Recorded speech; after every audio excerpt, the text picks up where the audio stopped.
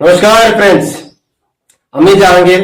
আজকের ভিডিওতে আলোচনা করব যে শেয়ার হোল্ডিং প্যাটার্নকে আমরা যদি দেখি শর্টকাট হিসাবে যদি ব্যবহার করি ফান্ডামেন্টাল অ্যানালিসিস করা, তাহলে কি দেখতে পারি আর এই জায়গা থেকে কি লাভবান হয় আমরা যদি ফান্ডামেন্টাল অ্যানালিসিস করি এটার উপরে।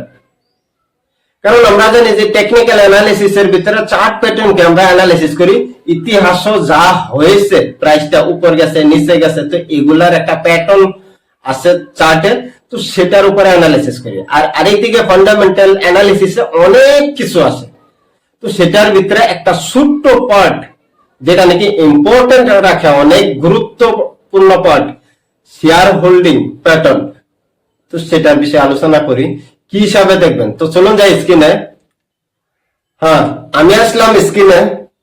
তো এসে সবের প্রথমে আমি সার্চ করলাম এক্সাম্পল হিসাবে আইটিসি একটা কোম্পানি সার্চ করলাম।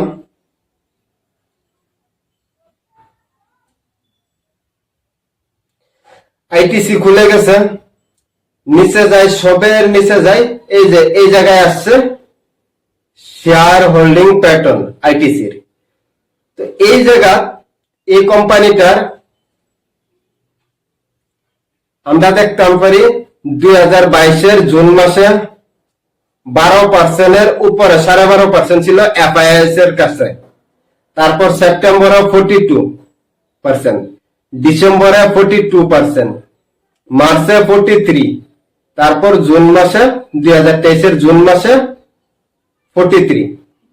তো এই হিসাবে আমরা এই জায়গা যদি দেখি যে এফআইএস এর হোল্ডিংটা বাড়ছে না কমছে, ডিআইএস মানে domestic institutional investor mutual fund আছে, তো তারার হোল্ডিংটা বাড়ছে না কমছে, রিটেল পাবলিকের হোল্ডিংটা বাড়ছে না কমছে। যদি দেখি আমরা যে রিসেন্টলি লাস্টে গেলে আমরা দেখতাম পারি রিসেন্টলি মানে এই 2-3 কোয়ার্টারের মধ্যে ডিসেম্বরের 2023, মার্চের 2024, জুনের 2024, এই 2-3 কোয়ার্টারে কার হোল্ডিং বাড়ছে? যদি পাবলিকের হোল্ডিং বেড়ে থাকে তাহলে মানে কি কোম্পানিটার থেকে বড় বড় লেভেলের ইনভেস্টর যারা আছে, এফআইএস, ডিআইএস, তারা যদি সরে গেছে, তার মানে কোম্পানিটা কিবা না কিবা একটা হয়েছে। আর যদি লাহে যদি এফআইএস, ডিআইএস তাদের সংখ্যা যদি বাড়তাছে, হোল্ডিংটা তারার বাড়তাছে, আর পাবলিকের হোল্ডিং কমতাছে, তাহলে কোম্পানিটা কিবা মজবুতি আছে, সামনের দিকে কোম্পানি বেশি বিজনেস করবো বা উন্নতি করবো, সেই জন্য তারা এই কোম্পানির শেয়ারটা কিনে নিজের কাছে রাখতেছে। তো এগুলা একটা শর্টকাট অ্যানালিসিস আমরা করে বুঝতাম পারি শেয়ার হোল্ডিং প্যাটার্ন থেকে। এর বাহিরে আর অন্য কিছু নাই। শেয়ার হোল্ডিং এ আমরা এতটুকুই জানি যে এই কোম্পানির শেয়ারটি কার কার কাছে আছে।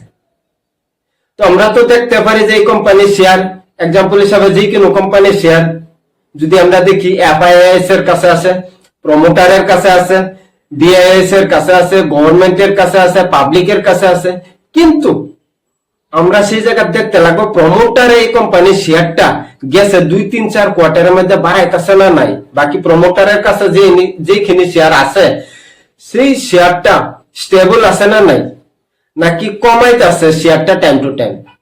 এফআইএস এই 2-3-4 কোয়ার্টারের মধ্যে শেয়ার কি বাড়াইছে না নাই, ডিআইএস বাড়াইছে না নাই।